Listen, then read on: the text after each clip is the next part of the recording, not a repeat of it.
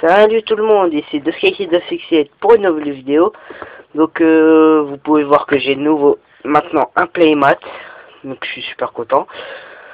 Donc ça me met en pleine forme, enfin façon de parler, parce que aujourd'hui malheureusement je suis malade. Donc vous pouvez peut-être le remarquer à ma voix ou autre chose. Donc moi je vais peut-être tousser ou autre chose pendant la vidéo. Aujourd'hui, je vais vous faire l'effort de faire cette vidéo pour vous présenter mon deck cristalline.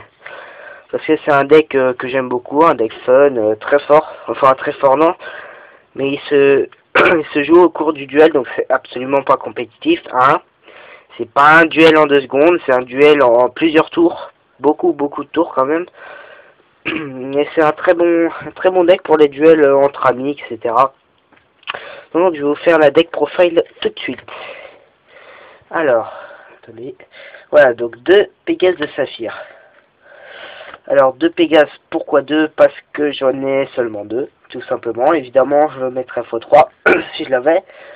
Pégase, clé du jeu, pour aller chercher une bête cristalline. Souvent, c'est soit aigle de cobalt, quand on l'invoque le plus rapidement possible.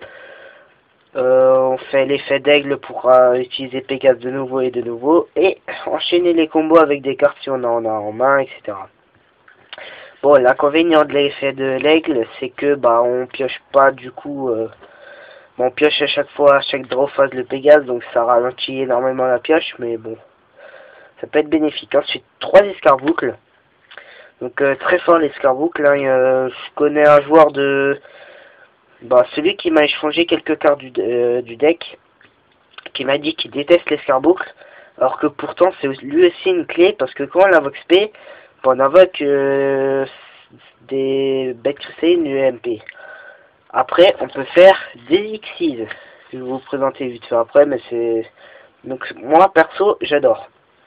Après, pour ceux qui jouent pas d'Xyz, c'est sûr que ça peut être moins bon. Ensuite, donc 2 tigres de topaz. Donc, voilà, 2... si je de toute façon, je vais m'en procurer un troisième parce que celui-là est complètement destroy. Donc, je sais pas si je vais le mettre à 3. Franchement, j'en sais rien.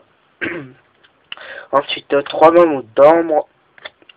Donc, pourquoi 3? Parce que son effet peut être bien pratique pour temporiser. Hein, si on a 2 mammouths sur le terrain et qu'on a que des bêtes cristallines sur le terrain, l'adversaire peut pas attaquer.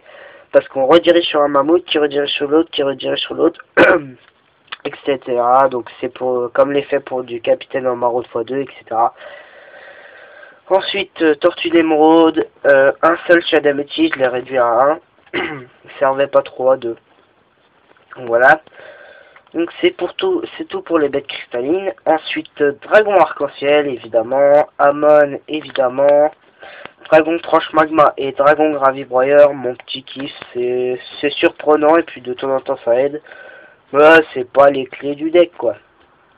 Et un Dekoichi à la place du petit babouin vert, parce que en fait dans le jeu j'en vois rien au cimetière en bête cristalline, ça si elles sont dans les zones MP.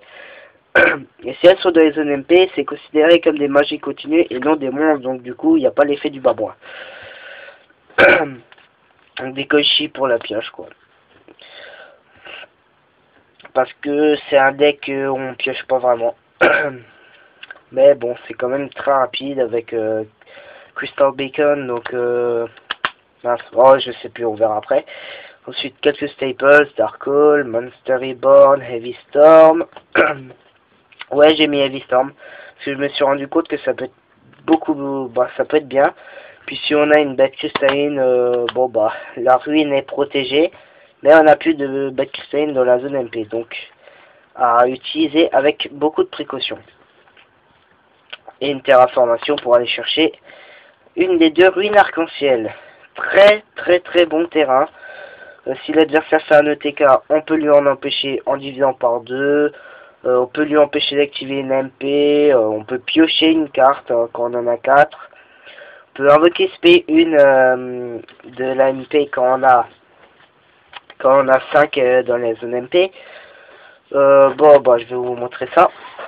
Alors comme par exemple, on va prendre 2 mammouths.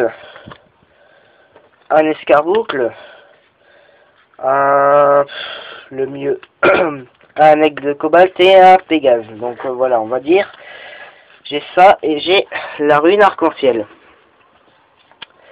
Alors là, donc on va profiter de l'effet de la rune, piocher une carte, puis parce qu'on en a 4 ou plus. Et ensuite, on va activer le dernier effet de la ruine. On va invoquer SP l'escarboucle pour invoquer SP de mammouth. Donc déjà, il peut pas attaquer. L'aigle de cobalt.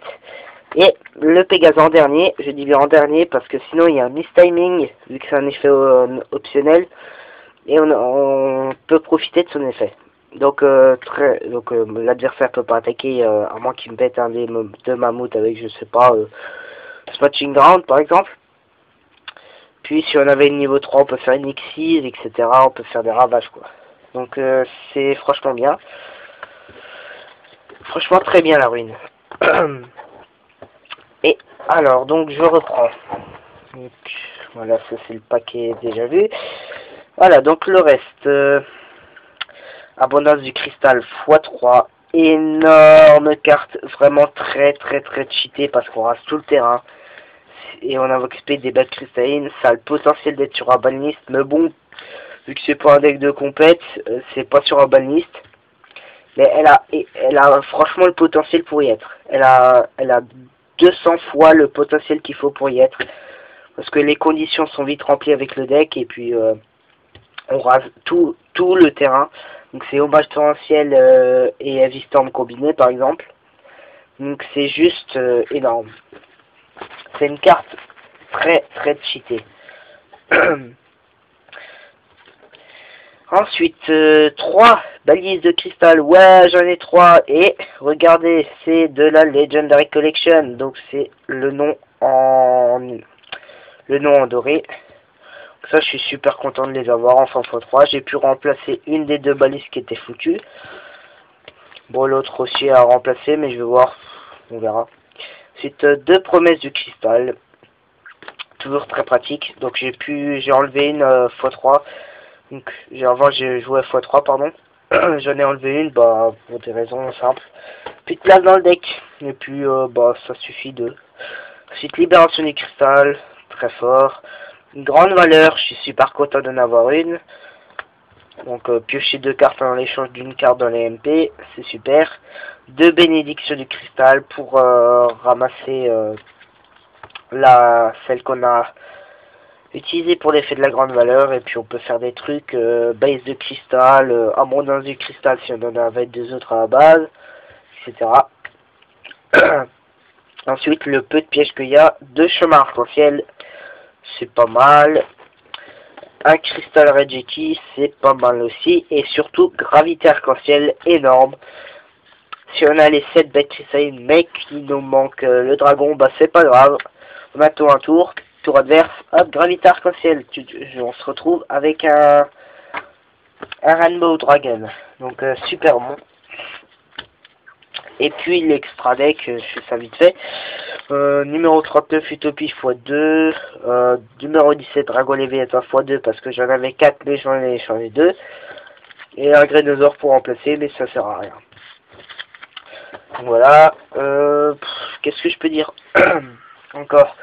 Oh, la vidéo est quand même bien longue, donc je vais vous laisser tout de suite juger mon deck, hein, si ça vous fait plaisir.